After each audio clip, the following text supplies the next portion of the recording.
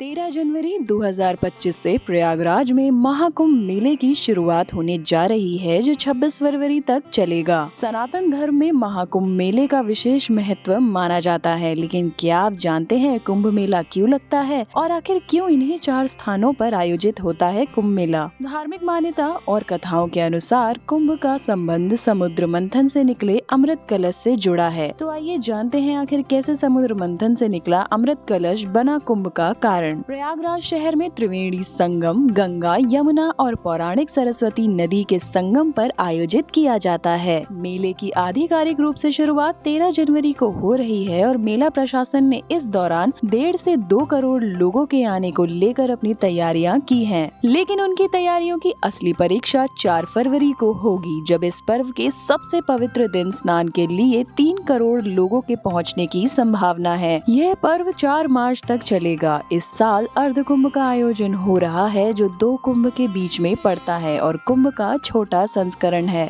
कुंभ मेले का इतिहास कम से कम 850 साल पुराना है।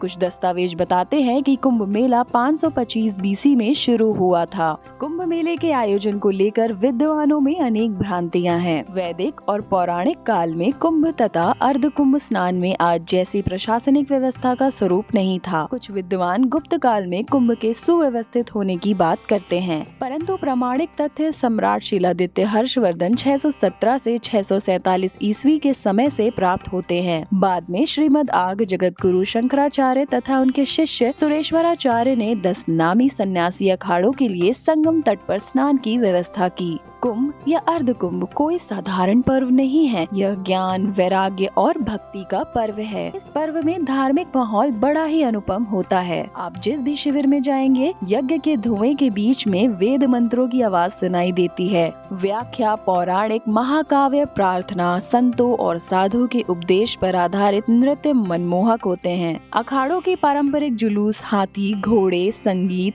वाद्य यंत्र के बीच नागा संतों के शाही स्नान में तलवार, घोड़दौड़ लाखों भक्तों को आकर्षित करती है। भारत में अपने अपने अध्यक्षों या महंतों सहित 13 अखाड़े हैं। इन अखाड़ों के संबंधित अध्यक्ष कुंभ के दौरान पवित्र नदी में सर्वप्रथम डुबकी लगाते हैं या स्नान करते हैं और उनके स्नान के साथ कुंभ मेले का कार्यक्रम शुरू होता है।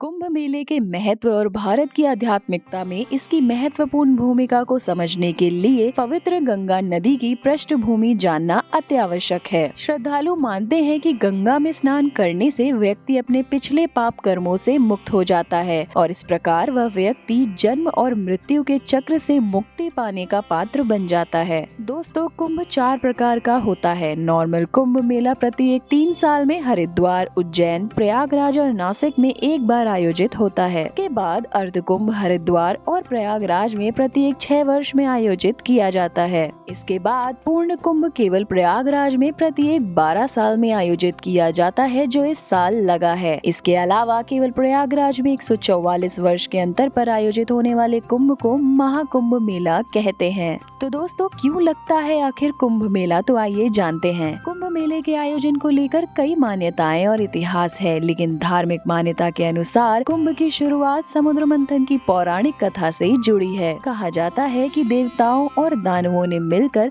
जब समुद्र को मथा, तब इससे 14 बहुमूल्य रत्नों की प्राप्ति हुई, जिसमें अमृत कलश भी एक है। दरअसल अमृत कलश के लिए ही समुद्र मंथन किया गया था। सबसे आखिर में भगवान धन्वंतरी अमृत कलश लेकर बाहर निकले। अमृत कलश के निकलने के बाद देवताओं और दानवों में विवाद हो गया। इस बीच दानवों से बचाने के लिए इंद्र के पुत्र जयंत अमृत कलश को लेकर भागने लगे। दानवों ने भी जयंत का पीछा किया। जब जयंत अमृत कलश लेकर भाग रहे थे, तब कलश से अमृत की कुछ बूंदें पृथ्वी के 4 स्थानों पर गिर गयीं। ये 4 स्थान प्रयागराज, उज्जैन, हरिद्वार और नासिक थे। इसीलिए इन जगहों को धरती का सबसे पवित्र स्थान माना जाता है। मान्यता है कि कुंभ के आयोजन के दौरान इन नदियों का जल अमृत के समान हो जाता है। यही कारण है कि कुंभ का आयोजन इन्हीं 4 पवित्र जगहों पर होता है।